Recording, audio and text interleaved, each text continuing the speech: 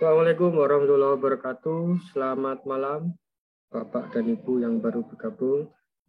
Alhamdulillah, puji syukur kita panjatkan kepada Allah Subhanahu wa Ta'ala atas limpahan rahmat, nikmat, dan kesempatan hari ini. Malam ini kita masih diberi kesehatan untuk bisa bertemu kembali di Bincang Santai Korporasi sesi ke-19 ya. Tema kali ini tentang Bluebird. Ya, Bluebird.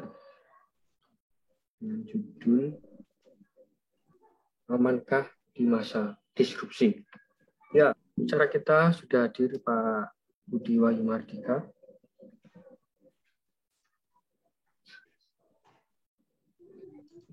Beberapa waktu yang lalu kita dengar berita di media massa tentang Bluebird, kaitannya dengan gugatan dari pemegang saham.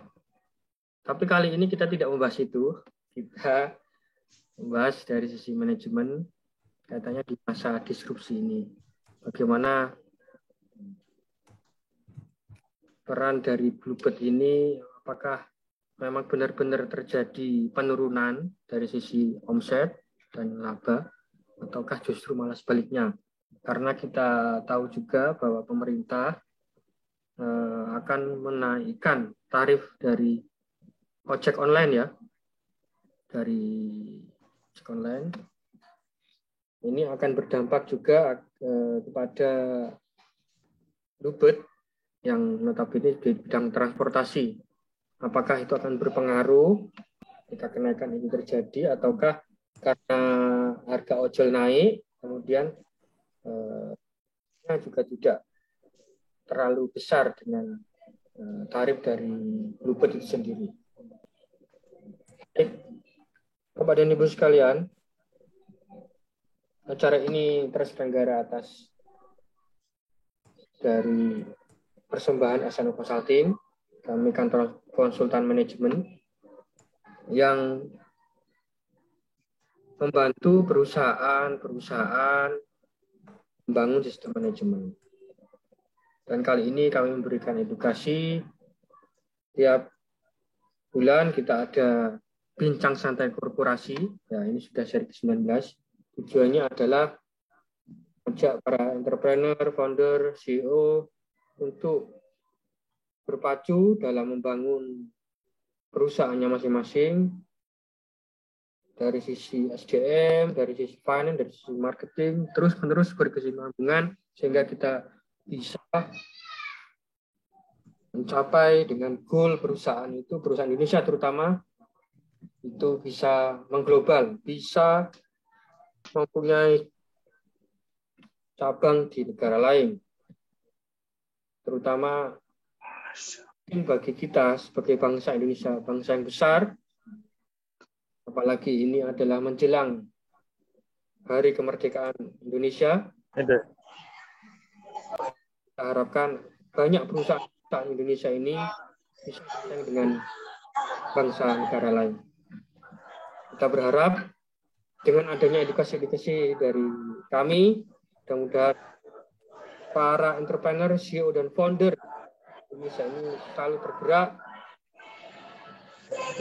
maju, gabungan terus untuk membangun korporasi yang baik, bisa bersaing dengan perusahaan korporasi dari luar negeri dan bisa berinvestasi di luar negeri.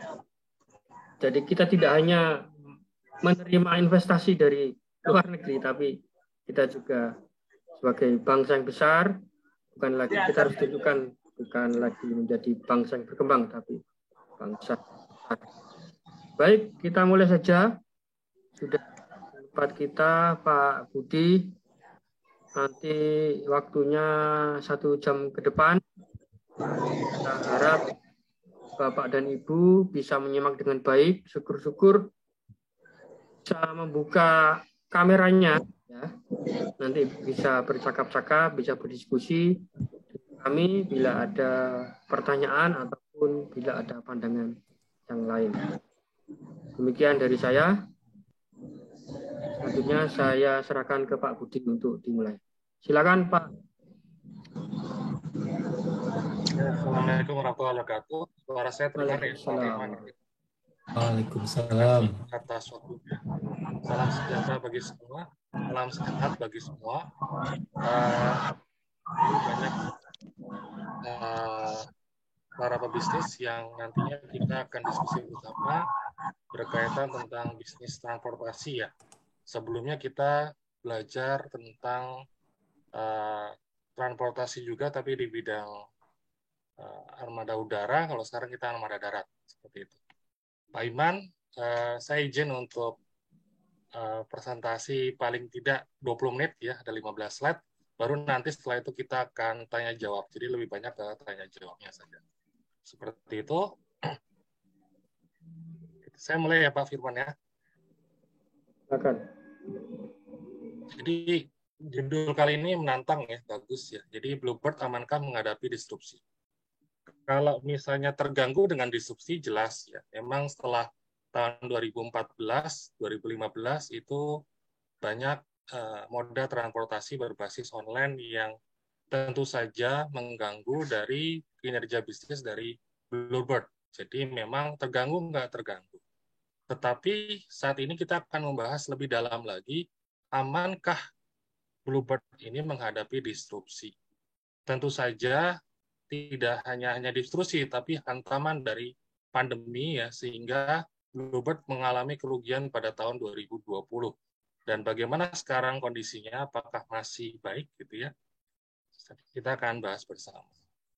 Nah, ini sebelumnya kita bahas tentang Garuda, yang dimana kemarin kita bahas detail bahwa Garuda punya PR yang cukup banyak ya, termasuk minus 88 triliun ya, seperti itu. Nah ini, sekarang Bluebird sudah umurnya 50 tahun ya, berbagi kebahagiaan dari tahun 1972. Jadi Bluebird ini telah menjalani bisnis transportasi.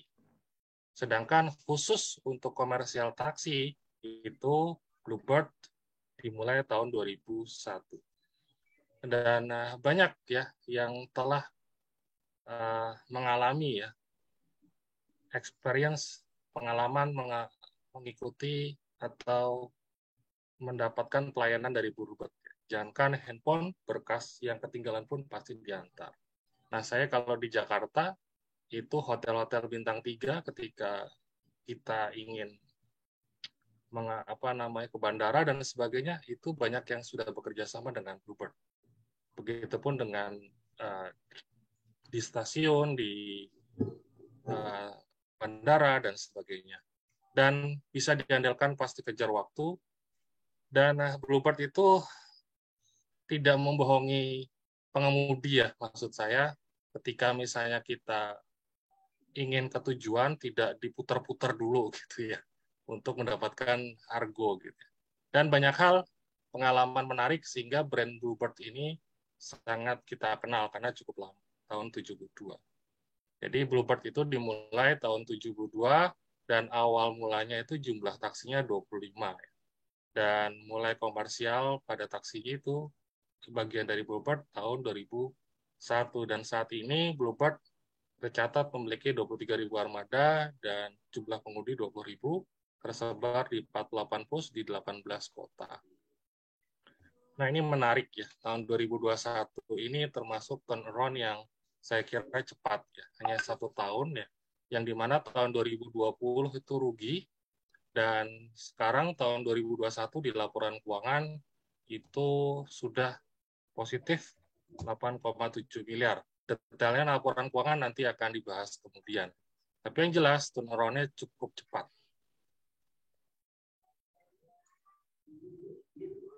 Kenapa Bluebird itu bisa melakukan turnaround? Salah satunya bisa menjaga pelayanan yang baik kepada konsumen ya, dan juga punya moda transportasi yang cukup banyak ya, dari taksi reguler dan eksekutif, car rental, charter bus, logistik dan sebagainya.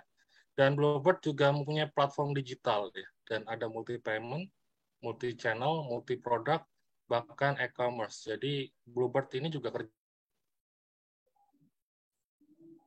ShopeePay, dan sebagainya untuk alat pembayaran. Saya kira ini suatu hal yang memang disrupsi yang terjadi, tetapi Bluebird berani ya berinvestasi untuk melakukan investasi di bidang digital, termasuk juga menggunakan Internet of Things, ya, GPS, dan sebagainya. Dan Bluebird juga mengikuti ya IGIS, ya, jadi bertanggung jawab terhadap ramah lingkungan, ya. 10% targetnya pada tahun 2030 juga menggunakan mobil listrik, seperti CDGs yang juga dilakukan oleh pemerintah. Ini kita lihat ya, ini saya diminta sebetulnya melihatnya bukan yang 3 tahun terakhir, bukan yang 2019, 2020, 2021, bahkan terakhir laporan keuangan nanti kita bahas di bulan Juni juga 2022, tapi tahun 2015. Pada saat IPO itu Bluebird itu di November 2014. Ini shareholder-nya, dan IPO itu di 5 November 2014. Harganya 6.500 pada saat 5 November, dan sempat naik ya per Januari 2015 itu luar biasa ya. Setelah IPO menanjak hingga sampai 12.250. Setelah itu terjadi ya, karena ada serangan disrupsi ya, termasuk ada Gojek, Grab, Uber, dan sebagainya, akhirnya sahamnya mulai menurun. Seperti itu. Tetapi dari segi kinerja sebetulnya masih mengalami laba, walaupun labanya juga. Ini laporan dari harga saham ya, yang warna ini adalah abu-abu nilai IHSG, ini untuk perusahaan infrastruktur, utilitas dan transportasi indeks yang warna biru, dan Bluebird itu di bawah harga saham. Turunnya cukup lumayan ya, cukup jauh.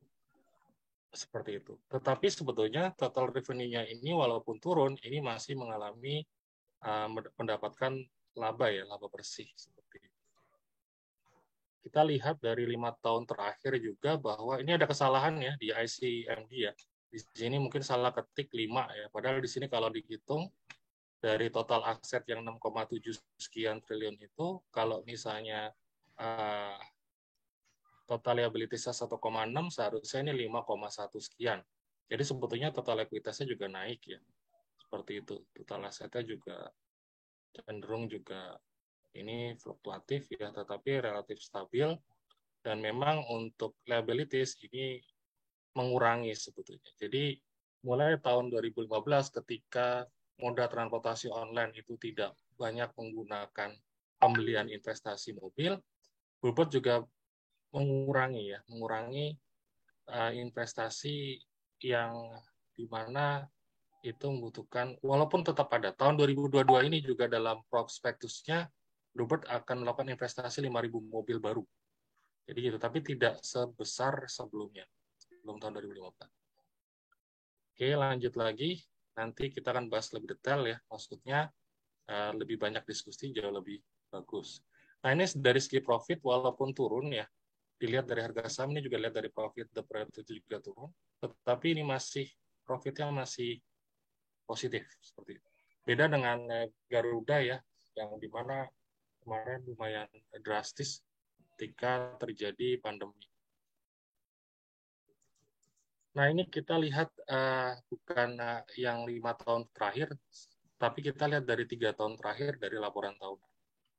Nah, tahun 2021 ini mendapatkan laba 8,7 miliar ya, yang sebelumnya rugi 163 miliar. Nah ini, tahun 2020 pada bulan Maret itu sudah mulai pandemi sampai akhir tahun itu membuat Bluebird itu cukup kewalahan ya, karena banyak pembatasan dan juga masyarakat juga tidak bisa keluar untuk melakukan berpergian ya, sehingga turunnya lumayan, dan ini negatifnya 163 miliar. Nah, apa yang dilakukan oleh Bluebird ya? Jumlah aset tidak lancarnya dari 6, sekian triliun ini 6,48, 6,01, terus 5,23. Yang dilakukan adalah memang seharusnya yang dimana aset-aset yang sudah masa daur ya, memang harus dilakukan penjualan. Jadi mobil-mobil yang memang harus diganti dijual, tetapi investasinya ini direm gitu ya. Jadi tidak melakukan pembelian yang baru, sehingga liabilitasnya juga menurun seperti itu. Nah, kalau lihat dari arus kas ya, investasinya terlihat di sini. Investasi yang dilakukan biasanya kalau negatif itu uangnya keluar memang untuk beli investasi, tetapi di sini positif, berarti penjualan mobil yang bekas, tanda kutip, itu jauh lebih besar memberikan pemasukan kepada Bluebird daripada lakukan investasi. Dan juga di sini juga terlihat bahwa ini positif, ini negatif. Ya, yang dilakukan Bluebird salah satunya juga mengurangi liabilitas atau hutang jangka panjang seperti itu. Nah, tahun 2021 ini positif ya.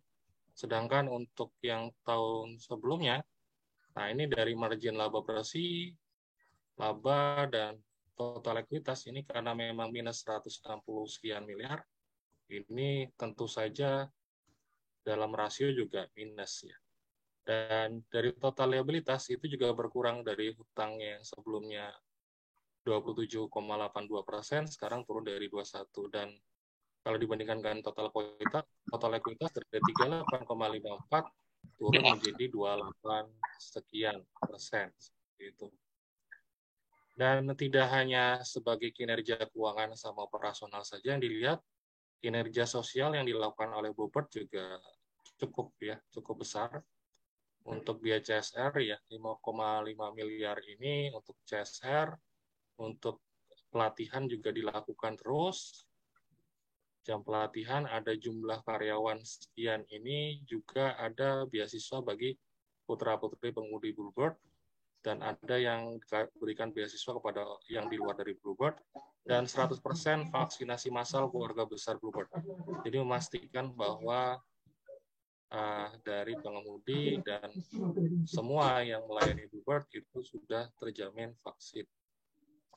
Karyawan ya juga dilakukan restrukturisasi, yang dimana tahun 2019 karyawan tetapnya 3.500, dan pada tahun 2020 dikurangi menjadi 2.890, dan terakhir 2021 Bluebird juga melakukan efisiensi sehingga turun menjadi 200.255. Ini logis ya yang dilakukan oleh manajemen, karena memang kondisi pada saat pandemi kemarin ya banyak dari moda transportasi dari Bluebird itu juga tidak jalan ya, karena memang penggunaan moda transportasi darat, taksi, dan sebagainya dibatasi.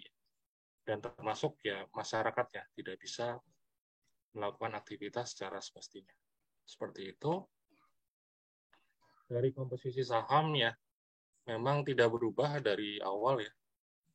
Dari saat IPO sampai sekarang, ya ini komposisinya, totalnya, dan ini pemegang saham yang di atas 5% ya, dan ini di bawah 5%, dan ini kepemilikan saham Dewan Komisaris dan Direksi. Komisaris dipegang oleh Bu Noni Sri Ayati Purnomo, 120 juta saham dan sekian, bisa dilihat. Dan harga sahamnya pada saat awal 6.500, sekarang harga sahamnya per 2021 kemarin turun ya, pernah tertinggi itu 1.700 ya pada terakhir ya. Dan ini kemungkinan bisa naik ya, karena kita dari kuartal 1 ini 1.200, terakhir 1.700, karena memang kondisi saat ini 2022 juga ini kondisinya sudah banyak beraktivitas dari masyarakat itu sendiri, sehingga moda transportasi darat digunakan secara sudah mulai normal lagi. Seperti itu. Nanti bisa terlihat di tahun 2022 apa sih yang dilakukan oleh Bluebird. Oke, sekarang kita tahun 2022 ya. Pada kemarin laporannya di triwulan, nanti saya akan bahas yang semester ya. Itu positif ya, positif. Dan kenaikan pendapatan 674 miliar. Dan saya kira ini bagus untuk di awal ya kondisinya, dan kita lihat nanti di laporan keuangan 2022 pada saat Juni semester nilainya bagaimana, apakah jauh lebih tinggi. Nah, Nah ini di 30 Juni. Rupanya labanya melesat ya. Yang tahun lalu itu 8,7 miliar itu 1 tahun, ini baru 1 semester ini kenaikannya 100, sudah laba 147 miliar, hampir 150 miliar. Sedangkan kalau dibandingkan pada tahun 2021 ya, walaupun positif di akhirnya 8,7, pada semester awal itu masih negatif 30 miliar. Jadi ketika di semester kedua itu baru ada penanjakan yang cukup besar di Bluebird itu sehingga mengalami positif di akhir tahun seperti itu.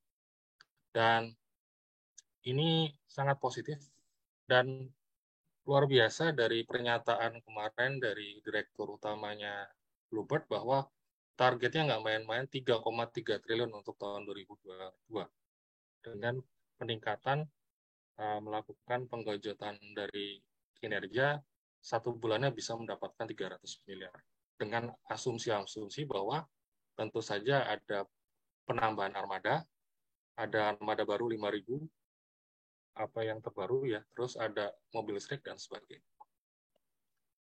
Dan total asetnya juga naik ya, berarti sudah melakukan beberapa investasi yang sebelumnya 6,5 sekarang sudah 6,7, sudah naik sekitar 200 miliar. Dan aksi korporasi Bluebird ini, sebelum kita ke diskusi ya, ini cukup bagus ya kita dalami ya, kita bahas bahwa direktur itu utama menginginkan bahwa target tahun 2022 langsung naiknya melonjak ya, jadi 3,3 triliun. Ini dilihat bahwa dari semester 1 ini sudah bisa mencapai 148 miliar bersihnya. Dan ini tapi dengan catatan tidak ada lagi PPKM, maksudnya tidak ada pembatasan yang untuk masyarakat untuk beraktivitas. Maksudnya sudah new normal, sudah normal kembali ya, after normal. Dan ini yang poin kedua ini juga menarik ya bagi saya ya. Jadi tahun 2021 kan laba bersihnya 8,7 ya. Tetapi dalam kemarin dari RUPS ya, membagikan dividennya itu 150 miliar. Mungkin karena tahun 2020 itu negatif ya, jadi dibagikannya double gitu, 150 miliar. Ini ngambilnya dari laba ditahan. Laba ditahan. Jadi 6,72% dari seluruh laba ditahannya dibagikan kepada pemegang saham. Nah, poin ketiga yang dilakukan oleh Bluebird adalah berencana membeli sekitar 5.000 unit armada baru ya di tahun 2022. Terus ada penambahan armada mobil listrik sekitar 50-60 armada listrik dan fokusnya masih di Jakarta dan Bali seperti itu. Dan kelima untuk menghadapi pesaing terutama untuk yang transportasi darat berbasis online ya.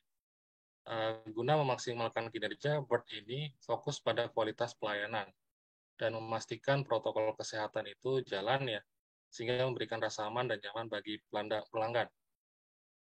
Guna mendukung itu, Bird juga memudahkan cara pemesanan dan cara bayar. Bahkan kalau misalnya saya suka Bluebird itu ya, Bluebird itu juga ketika kita menggunakan Argo itu, ketika Argonya selesai ya, bisa melakukan print out langsung ya, menggunakan alat yang dipunyai oleh Bluebird tersebut. Gitu. Itulah keuntungan ketika memang investasi mobil ya, mobilnya bisa diapa-apain aja, dikasih GPS kah, dikasih alat Argo, dikasih printer, dan lain sebagainya, dicat sesuai dengan brandingnya, itu yang tidak dipunyai oleh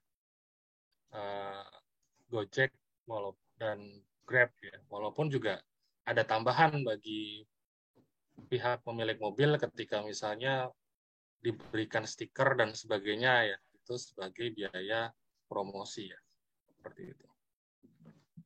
Dan juga layanan Bluebird itu bisa dipesan di berbagai platform dan berbagai cara pembayaran termasuk QRIS dan sebagainya. Saya kira itu Pak Iman, mungkin Pak Iman ada tambahan berkaitan tentang, oh ya, ini saya ada iklan ya, yang dimana sebenarnya penting buat Bapak Ibu sekalian ketika ingin mendalami tentang korporat ya. Jadi kita ada pelatihan korporatisasi 18 Agustus di Malang, di Hotel Haris, yang dimana nantinya Bapak Ibu kalau ingin bergabung bisa langsung menghubungi Pak Firman ya di klikwa.net/snm consulting. Dan di beberapa tempat lainnya ini mungkin saya belum berubah ada pelatihan kelas CEO dan direksi dan komisaris seperti itu. Kemarin kita ada pelatihan di Jakarta di 4 Point by Seraton Tamrin seperti itu. Ada di Jogja juga, ada di Bogor, ada di Bandung ya. Jadi Bapak Ibu kalau menginginkan pelatihan berkaitan tentang korporisasi dan pelatihan CEO direksi komisaris bisa menghubungi Pak Firman. Mungkin itu aja ya, kita lebih bahas nanti lebih banyak diskusi ya, banyak ilmu yang kita ambil, jadi saya hanya waktunya ya 20-25 menit, dan berikutnya kita akan tanya jawab saja, seperti itu. Pak Iman, mungkin ada tambahan Pak Iman? Ya sedikit saya, ini slide saya. Saya nulis, tapi ini nulis untuk matan. Jadi karena matanya belum terbit nih, saya aja ini apa namanya bocoran tulisan saya tentang Bubet. Layar saya kelihatan, Mas juga? Kelihatan Pak, kelihatan. Oke. Kelihatan. Jadi ini saya bawakan data dari tahun 2012. Itu omsetnya Bubet ya 3,1 triliun. 2012. Kemudian 2013 naik menjadi 392 triliun. 2014 naik drastis menjadi 4,76 triliun. Kenaikan drastis ini seirama dengan kenaikan aset sebagai hasil penerbitan saham baru melalui IPO, yaitu sebesar 2,7 triliun. Jadi ini kalau kita capture dari corporate life cycle, dia sudah menemukan RPD-nya, jumlah armada. Maka ketika ditambah aset, dia juga meningkatkan omset. Nah, kenaikan sepanjang 2012 sampai 2014 ini juga tercermin dari jumlah armada yang dioperasikan. Ini saya hanya melihat taksi regulernya. Yang lainnya ada, tapi nggak sebesar taksi reguler, kayak taksi yang eksekutif dan sebagainya. 2012 itu 17.900 sekian. 2013 naik menjadi 21.700 sekian. 2014 naik lagi menjadi 25.500 sekian. Tahun 2015, omset kembali naik drastis menjadi 5,47 triliun. Sepertinya ini masih kelanjutan dari pemanfaatan dana IPO. Tapi sayang pertumbuhan pendapatan ini tidak terjadi tahun berikutnya. 2016 mulai turun menjadi 4,8 triliun, padahal aset masih meningkat dibanding tahun sebelumnya. Nah, ternyata ini tahun 2016 ini adalah masa di mana Gojek mulai muncul dengan aplikasi online-nya. Sebelumnya Gojek pun pakai call center. Sehingga nampak ini ada penurunan yang luar biasa. Karena 2016 itu Gojek downloadernya sudah mencapai 10 juta orang. Kemudian tahun 2017 ya, kenaikan tahun 2015 ini masih mengoperasikan 26.000 sekian. 2016 24.000, nah mulai turun dia. Nah, 2017 juga kita lihat nih, 2017 sampai 2001 pendapatannya berturut-turut 4,2 triliun, 4,22, 4,05, 4,05, 2,22 ini mulai kelihatan ini 2021 separuhnya. Penurunan ini juga seirama dengan penurunan jumlah armada. 2017 perusahaan mengoperasikan 22.000 sekian taksi reguler. 2018 tinggal 22.100 sekian, kemudian menjadi 20.000, dan 2020 itu 16.900. 2012 itu tinggal 13.480. Nah,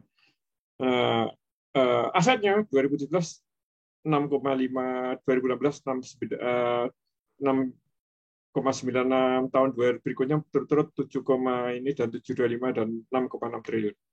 Nah, ini Gojek. Gojek berdiri tahun 2009. Lain pertamanya adalah dengan menggunakan 20 pengemudi, sistem pemesanan menggunakan call center.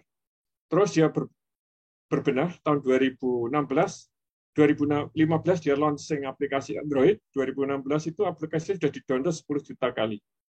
Tahun 2018 pendapatan Gojek adalah 1,43 triliun. 2019 naik menjadi 2,3 triliun. 2020 3,32 triliun. 2021 merger dan omsetnya menjadi 4,54 triliun. Nah, jadi kita perhatikan mulai 2016 ini Gojek naik, sementara Bluebird turun. Ini kalau kita baca bahwa keduanya ini mewakili bidang yang berbeda, maka kita bisa melihat ada sebuah kemungkinan atau bisa dibaca bahwa memang Bluebird terganggu oleh munculnya online. Nah, yang menarik itu begini. sebenarnya Bluebird dan Gojek, kalau kita ngomong ke depannya, Bluebird dan Gojek itu perusahaan yang RPD-nya berbeda.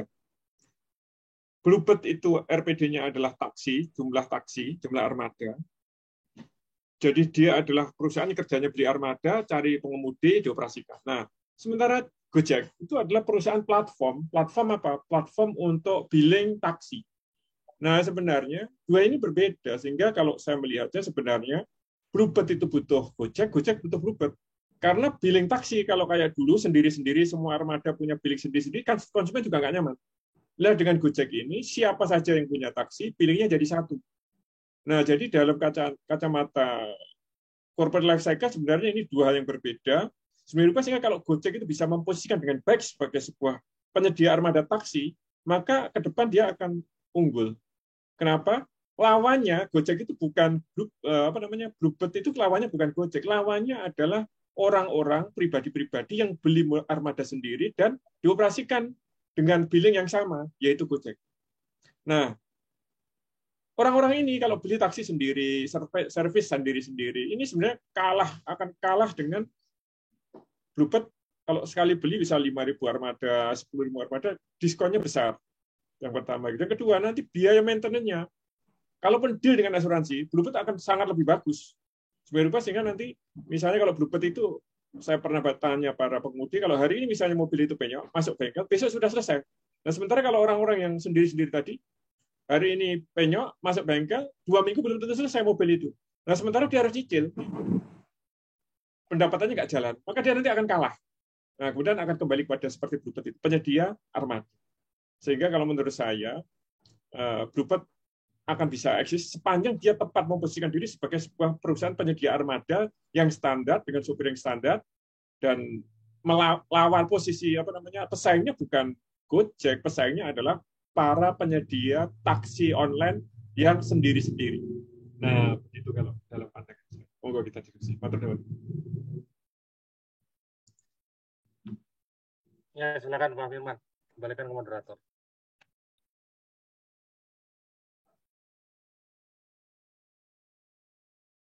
Mas Firman, suara sampean masuk dulu.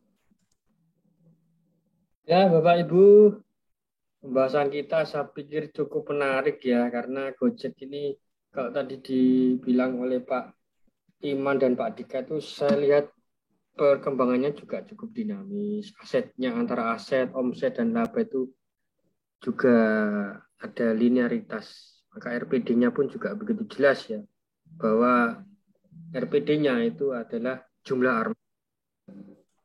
Nah, sekarang monggo silakan dari Anda semua yang hadir malam ini, ada yang mau bertanya atau mau berpendapat dibanding compare dengan perusahaannya masing-masing, monggo silakan. Kami persilakan.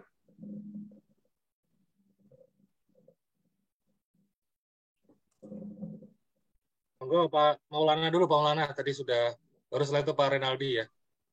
Oh ya, saya tidak lihat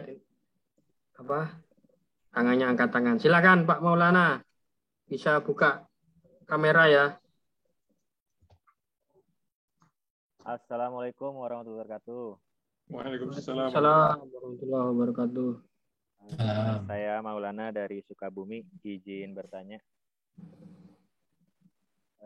Ngelihat dari revenue-nya Bluebird dari tahun 2017 terus menurun ya, dari 4 triliun ke 2 triliun, apalagi sekarang pandemi itu belum nyampe 1 triliun. Kalaupun keadaan ekonomi kembali ke seperti semula ya, ke sebelum tahun pandemi ya 2019 di 4 triliunan, itu menurut saya ada gangguan juga ya dari Grab, terus Maxim, terus Gojek juga, driver-driver online mandiri ya. Untuk prospek ke depannya ini tuh apakah masih berpeluang Bluebird ini tuh, apa memang benar-benar terdisrupsi? Karena saya lihat revenue-nya itu yang paling banyak memang dari taksi aja. Meskipun sekarang Bluebird ini masuk ke Bluebird Kirim ya, ke ada Shopee juga, ke kerjasama juga dengan KAI, kereta gitu. Nah, prospek kedepannya ini tuh gimana ya dari Bluebird ini tuh? Terima kasih. Wassalamualaikum warahmatullahi wabarakatuh. Waalaikumsalam. Ya, prospek kedepannya dari Bluebird. Pak Daniel, silakan. Ya, terima kasih Pak Firman, Pak Budi yang sudah present, dan Pak Iman yang memberikan pengantar tambahan. Sebelum masuk ke situ, saya sebetulnya ingin mengkonfirmasi dulu kepada narasumber sekalian, pada para guru saya. Sebetulnya kalau dalam konteks bisnis modelnya, ya, kalau kita tadi Cak Iman sudah sampaikan bahwa Bluebird sudah menemukan RPD-nya, yaitu jumlah kendaraan gitu ya. Nah, sebetulnya saya mau tanya lagi sebetulnya dalam konteks bisnis modelnya, sebetulnya apa sih yang menjadi backbone dari si Bluebird ini gitu? Apakah hanya kendaraan saja seperti sampaikan Cak Iman, yang itu adalah RPD-nya, atau juga sebetulnya adalah sebetulnya backbone-nya adalah bisnis SDM, dan yang ketiga adalah teknologi, misalnya begitu. Karena begini, dari apa yang sampaikan Cak Iman tadi itu, saya melihat bahwa sebetulnya dalam jangka waktu ke depan, ya, Gojek seharusnya sudah bisa melakukan memonetize gitu ya, brandnya dia dengan berbagai image positif terhadap brand Bluebird dari masyarakat gitu. Dengan cara apa? Dengan cara mulai melakukan diversifikasi kendaraan gitu. Yaitu misalnya tidak hanya bermain di konteks passenger car, taksi gitu ya. Tapi menurut saya bisa jadi juga dia mengelola motor gitu ya, seperti yang dilakukan oleh Gojek. Tapi bedanya adalah kalau Gojek punya pribadi, kalau ini adalah punyanya Bluebird. Kenapa? Karena dia bisa memanfaatkan image positif yang sudah hadir di tengah masyarakat terhadap Bluebird terkait dengan keamanan, kenyamanan, dan sebagainya. Termasuk standarisasi kendaraan. Nah, ini yang saya pikir tidak dimiliki oleh Gojek hari ini. Nah, yang ketiga, terkait dengan standarisasi tadi itu, Bluebird sudah punya kemampuan melakukan standarisasi terhadap kendaraannya, bahkan melakukan modernisasi secara periodik. Yang kedua, mereka juga sudah punya kemampuan untuk membina SDM-nya dengan cara yang mereka lakukan. Ya. Nah, tinggal sekarang mereka mengejar dalam konteks teknologi. Sehingga nanti mereka tidak punya platform sendiri. Platform seperti Gojek, seperti Grab. Nah, itu yang membuat mereka, menurut saya, ke depan akan menjadi leading sektor untuk transportasi. Kurang lebih begitu barangkali. Jadi ada satu pertanyaan di depan, kemudian ada tanggapan di berikutnya. Terima kasih banyak, Pak Firman. Baik, terima kasih Pak Renaldi. Ya, mungkin dijawab dulu dua pertanyaan ini, Bapak-Bapak, Pak Budi dan Pak Iman, sebelum kita lanjut ke pertanyaan selanjutnya. Pak Budi dulu, silakan Pak Budi. Ya.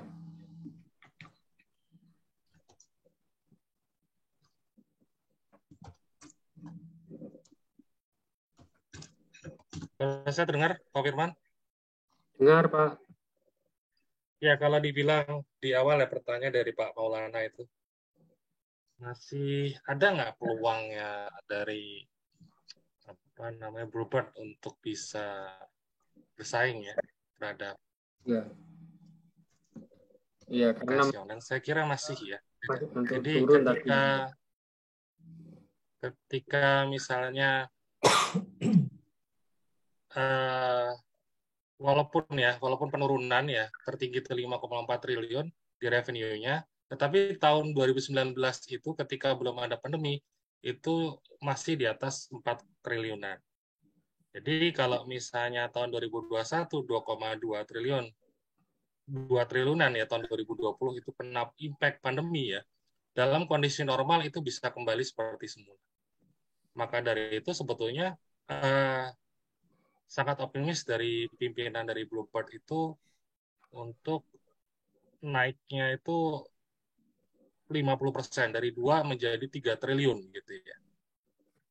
Jadi karena pernah tercapai tahun 2019 itu 4 triliun. Dan ketika kondisi di 2022 itu kondisinya normal, beliau sangat yakin ketika PPKM itu sudah tidak berlaku kembali dan sudah kembali normal, pencapaian kenaikan dari 2 menuju 3 itu bisa tercapai. Dan ini sudah terlihat di tahun 2021 menutup bukunya dengan positif 8,7 miliar. Terus yang di bulan Juni ini sudah 148 miliar ya, dengan pendapatan neto atau revenue itu 1,5. Ditargetkan kalau misalnya sama dengan satu semester sebelumnya, itu paling nggak tercapai 3 triliun ya berikutnya. Sehingga untuk pencapaian 3 triliun itu masih masuk akal, karena semester 1 ini 1,5, semester berikutnya adalah kemungkinan bisa mencapai 3 triliun kalau kondisinya normal. Jadi kalau misalnya bisa bersaing nggak, saya kira Bluebird itu punya pasar tersendiri yang dimana memang lebih ke arah corporate ya, dari kenyamanan, keamanan, proses untuk billing, kerjasama B2B antar perusahaan, terus juga ada aplikasi juga yang mendukung. Sekarang ada My Bluebird 5 yang fasilitasnya luar biasa, kurang lebih hampir mirip dengan Gojek ya, tapi memang terbatas karena mereka mengambil segmentasi tertentu seperti itu. Dan saya kira memang namanya bisnis, kita nggak bisa ngambil segmen semuanya, dan untuk menengah ke atas, saya kira Bluebird itu sudah tepat seperti itu. Untuk Pak Renaldi ya, bicara tentang bisnis model ya. Bisnis modelnya ini memang sekarang Bluebird itu lebih luas ya. Tidak hanya taksi ya, ada sewa gitu. Terus juga ada bis dan lain sebagainya. Jadi memang agak lebih luas diversifikasinya, sehingga sebetulnya pasar-pasar ini ya, ini tidak terjangkau oleh pesaingnya seperti Gojek sama Grab, yang dimana memang segmennya segmen mobil ya, mobil untuk transportasi kecil, bukan yang sekelas bis ya, dan sewa dan sebagainya. Mungkin itu sih, mungkin ada tambahan dari Pak Iman. Ya, kalau saya melihat itu begini, Bluebird dengan Gojek itu seperti Gojek atau Grab ya, Bluebird dengan Gojek Grab itu seperti Samsung dengan Android, dengan Google. Jadi Bluebird itu seperti Samsung, kemudian Gojek atau Goto itu seperti Android atau Google. Nah, jadi kalau bicara hardware-nya Bluebird, kalau bicara software-nya adalah Goto. Nah, maka tidak bisa dikatakan bahwa Samsung bersaing dengan Android, Samsung bersaing dengan Alphabet. Enggak. Ada di bisnis gadget ya, atau seluler, itu perusahaan yang ngerjakan dua-duanya, ngerjakan hardware-nya, ngerjakan software-nya. Misalnya saja siapa? Nokia. Nokia itu dia nggak mau pakai Android, dia pakai Symbian, sistemnya sendiri, software-nya sendiri. Dan sekarang udah tewas. Nah, masih ada lagi satu pemain yang hardware sekaligus software-nya, yaitu Apple. Jadi kalau kita perhatikan, kalau Samsung, risetnya itu full riset software. Tentang display, tentang macam-macam, pokoknya Samsung itu tentang hardware, tentang display, dan lain-lain. Dan kita melihat Samsung unggul sekali di bidang ini. Tempo hari saya ngobrol dengan teman yang selama ini tidak pernah pakai Android. Dia selalu pakai Apple, iPhone. Dan kemudian memutuskan untuk ganti ke Android pakai Samsung. Apa alasannya? Karena tertarik dengan fiturnya Samsung sebagai hardware. Nah, dan meninggalkan iPhone. Nah, saya melihat sebenarnya kalau Bluebird itu memposisikan diri sebagai Samsung, jangan bikin software, bahkan kalau perlu softwarenya buang aja sudah. Softwarenya buang aja. Kayak Samsung, nggak pernah bikin software, jadi seluruh energinya dipusatkan untuk hardware. Hardware-nya apa? Mobil. Nah, tentu saja hardware itu kalau dalam hal mobil tidak bisa berjalan sendiri. Dia harus berjalan bersama dengan drivernya. Tadi saya sampaikan tadi, apa SDM itu nggak penting. SDM itu penting, sepenting dengan asetnya. Tapi kita harus memasang antara aset hardware ya dengan software-nya, dengan SDM-nya.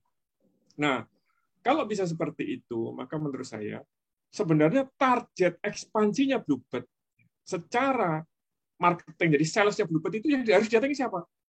Yang harus didatangi adalah para driver online, taksi online yang pasti punya mobil sendiri. Mereka punya banyak keterbatasan, yang kesulitan yang banyak, punya mobil sendiri itu. Banyak sekali kesulitannya. Nah, itu yang harus dia rayu-rayu supaya masuk ke Bluebird. Begitu masuk ke Bluebird, di training macam-macam, supaya punya karakter mental, karakter driver yang seperti karakternya Bluebird. Nah, tadi masuk motor itu menurut saya juga bisa peluang, tapi perlu di-reset. Nanti nurunkan image-nya Bluebird enggak. Selama ini pasar atas menengah atas lah mobil, terus tiba-tiba motor.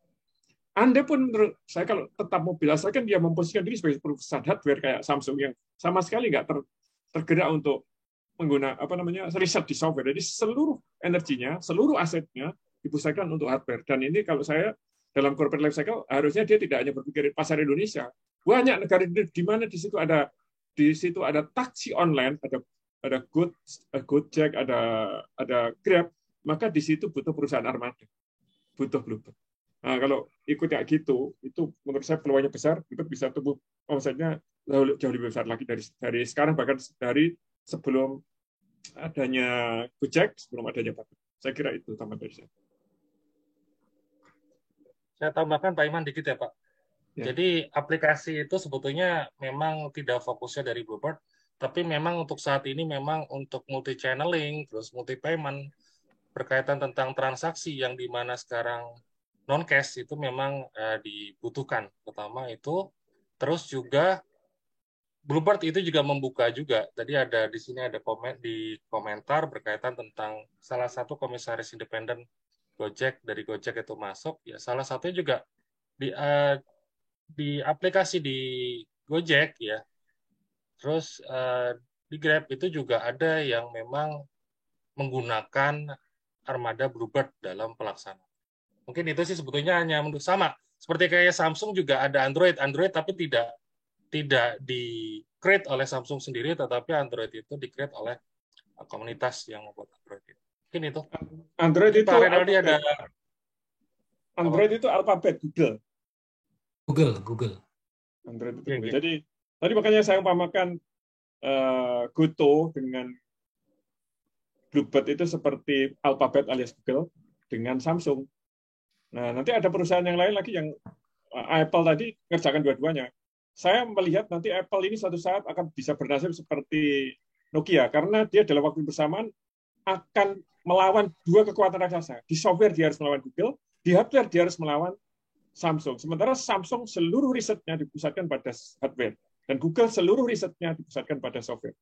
Nah, kalau melihat ini dan pola ini kita lihat di dunia taksi, saya melihat sebenarnya Bluebird punya peluang besar untuk tumbuh, asalkan dia bisa berperan seperti Samsung.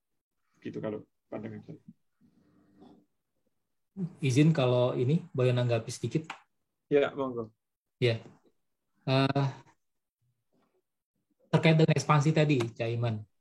Ya. Uber juga melakukan hal sama, melakukan ekspansi, gitu ya. Tapi kemudian ternyata dia gagal melakukan ekspansi itu. Artinya ekspansi berbagai negara itu juga bukan bisa satu jaminan ketika fondasinya mungkin belum kuat ya. Mungkin begitu ya, Cak Iman. Mohon saya dikoreksi. Itu. Nah, ya, kalau ke luar negeri caranya tidak dengan bikin perusahaan sendiri, harus akuisisi. Nggak bisa. Ya. Jadi harus akuisisi perusahaan armada di Malaysia, akuisisi perusahaan armada di Vietnam gitu. Kalau bikin sendiri wah pasti berat karena harus jadi pemain baru. Sama ikut polanya perusahaan lain ketika ekspansi ke luar negeri, caranya adalah dengan akuisisi. Ya. Nah, setuju, Cak. Nah, yang terkait tadi saya maksud kenapa Bluebird juga sekarang Bluebird mengandalkan multi channel tadi gitu kan, termasuk dapat supply order dari Gojek gitu ya. Nah, sebetulnya kan kenapa dia secara kembangkan yang My Bluebird itu juga dia punya channel sendiri untuk mengantisipasi kalau ke depan ternyata proses dia dengan kerjasama dengan Gojek tidak berlangsung harmonis. Nah, jadi kan Gojek juga melihat sesuatu yang luar biasa nih, terutama di sisi investornya. Ketika mungkin investornya sudah mulai melirik, mereka harus punya armada. Karena ya kita memang melihat tadi seperti yang disampaikan Pak Budi adalah bahwa memang itulah kelemahan Gojek hari ini. Tidak terstandarisasi, baik dari sisi armada, pelayanan, dan sebagainya. Kelebihan mereka hanyalah pada ya efisiensi lah, karena mereka tidak di sisi di sisi operationnya gitu kan. Nah, beda dengan Bluebird yang harus punya pool dan lain sebagainya. Tetapi itu bisa dikompensasi oleh berbagai diskon yang karena mereka membeli dalam volume besar, maka itu bisa dikompensasi dari diskon itu. Mungkin seperti itu.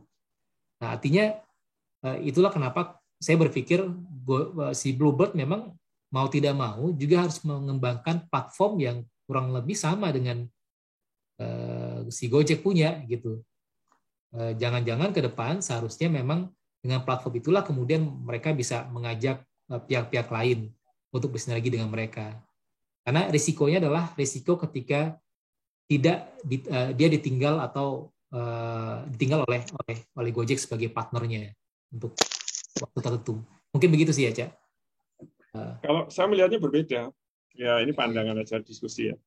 Kalau saya melihatnya, Samsung itu sangat tergantung pada Android. Kalau ditinggal Android, mati dia karena dia nggak punya sistem operasi. Sebenarnya sebaliknya, Android juga sangat tergantung pada Samsung. Kalau ditinggal Samsung, dia mati karena Samsung itu konsumen terbesar dia. Nah, yang seperti itu yang dalam era ke depan itu menurut saya akan terjadi. Jadi perusahaan itu mau tidak mau harus fokus pada apa yang menjadi RPD-nya, yang lain serahkan kepada pihak lain. Saya tadi nulis itu kan tentang Alfamart melawan Sari Roti ya. Kalau kita itu selama ini masyarakat kita, dunia bisnis kita, kalau misalnya kayak Alfamart itu dia butuh roti kan banyak dia. Nah, daripada nanti bisa dipermainkan sama Sari Roti, bikin pabrik roti sendiri saja. Misalnya dia juga jualan AMDK banyak, daripada nanti dicurangi atau dipermainkan sama AMDK, bikin pabrik sendiri aja. Kalau ibaratnya kalau Starbucks, kita butuh kopi banyak, ngapain beli kopi ke pemasok? Bikin pabrik kopi sendiri saja. Nah itu macam perusahaan di Indonesia.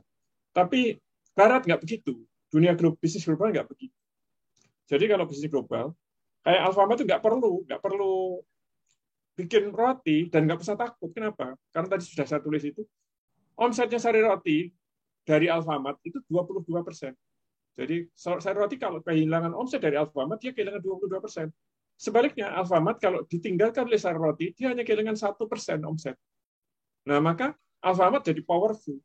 Nah, maka kalau Bluebird mau powerful, dia harus punya armada banyak sekali, sehingga nanti sedemikian rupa sehingga pendapatan Gojek dari Bluebird itu prosentasenya jauh lebih besar daripada pendapatan Bluebird dari Gojek. Jadi kalau Gojek itu misalnya, Gojek itu omsetnya dari kerjasama dengan Bluebird misalnya 30% atau 40%, sementara Bluebird omsetnya dari Gojek hanya 10%. Nah, nanti Bluebird akan jadi sangat kuat, sebagaimana Alfamart sangat kuat melawan Sari Roti.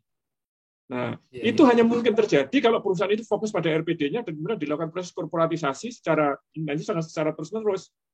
Nah, kalau nggak gitu, dia harus bermain dua-dua kayak Nokia yang dia punya Symbian, dia harus riset di software, harus riset juga di hardware. Ada juga yang sudah mati melakukan dua hal itu, yaitu BBM. Bukan matilah, tewas itu. Karena BBM juga punya sistem operasi sendiri, punya hardware sendiri. Dia harus riset di hardware, sekaligus juga di riset di software. Sementara yang dilawan adalah Google sama Android, Google sama Samsung ya, mereka saling sokong untuk saling menguatkan. Gitu. Karena kalau Google Android mau dimatikan, Samsung akan bela karena itu teman dia dan sebaliknya. Nah, kalau Google bisa seperti itu dengan Samsung, maka harusnya Bluebird bisa seperti itu dengan Gojek.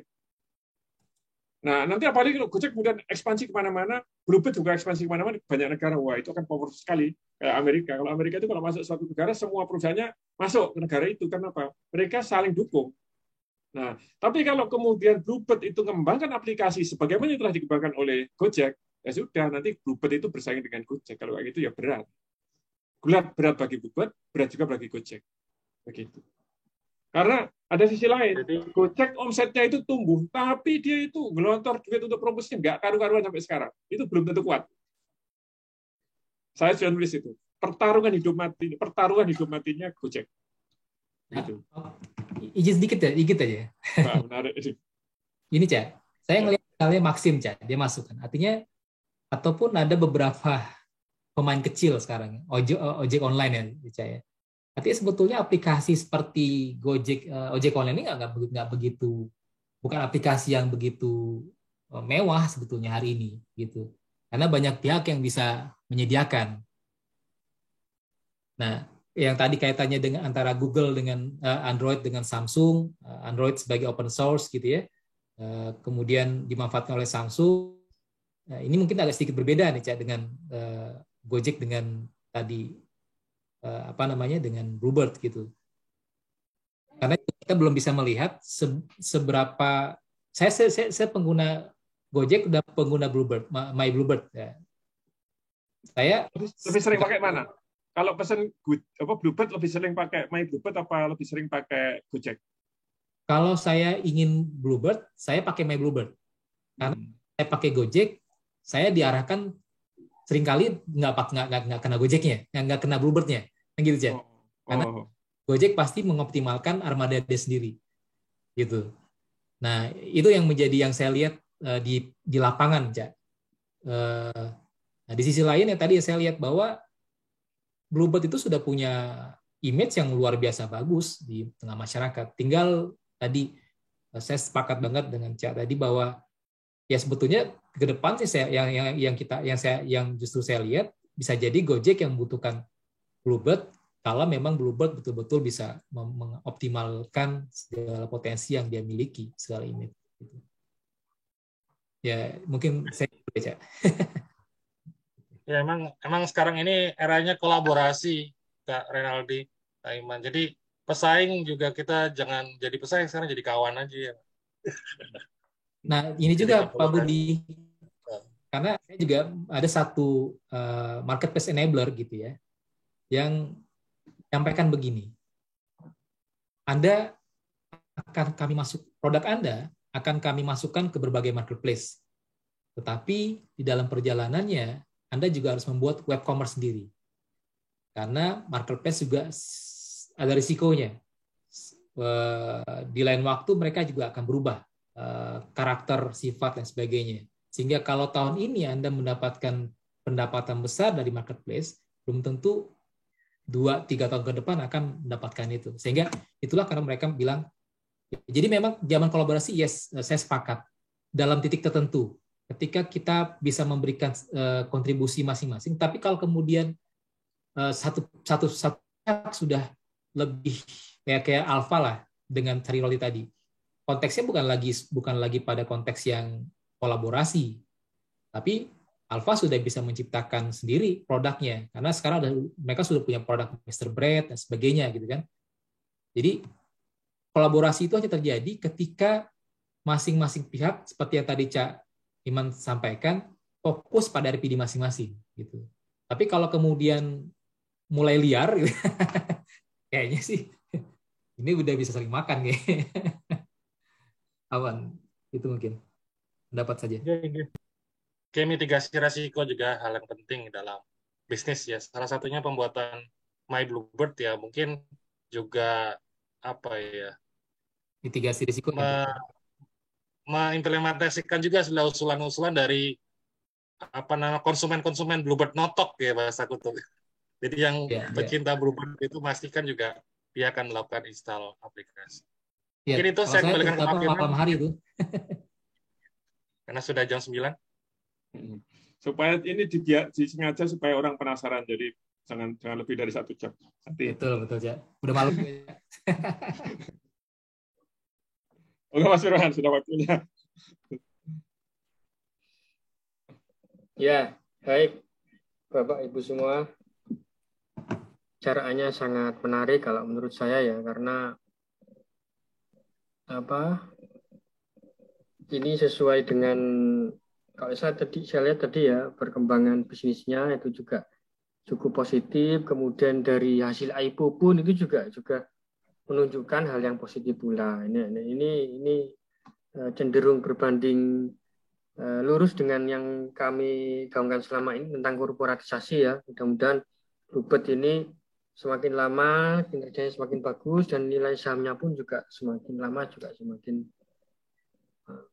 naik dan cukup bagus di market. Baik, saya pikir dari kami seperti itu. Kalau ada kekurangan dan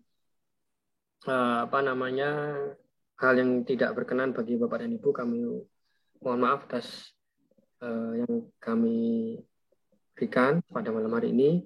Seumpama ada tadi mungkin ada yang ingin menyampaikan lagi ya komentar atau ya kita sudahi, kalau ada yang ingin bertanya di grup aja, di grup khusus yang hari ini sudah saya siapkan. Kemudian juga materi dan juga rekaman Zoom insya Allah akan kami berikan di grup. Baik, saya pikir dari kami seperti itu. Kurang lebihnya mohon maaf. Kita jumpa lagi di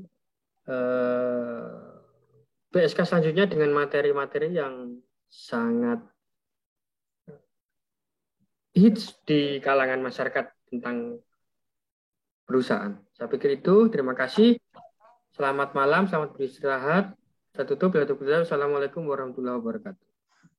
Waalaikumsalam warahmatullahi wabarakatuh. Makasih banyak Mas Firman. Terima kasih Pak Renaldi. Pak Budi dan semua teman-teman semua. Assalamualaikum. Pak Nalan, Pak Alar Strategik. Terima kasih.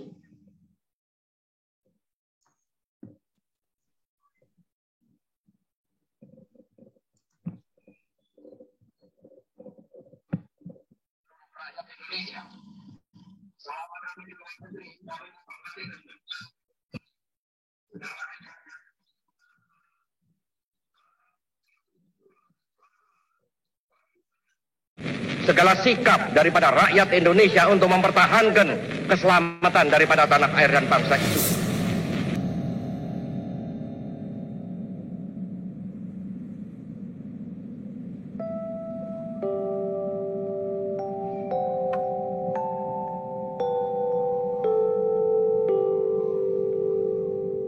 Tanah air ku tidak kulupakan, kan terkenang selama hidupku. Biarpun saya pergi jauh, tidak akan hilang dari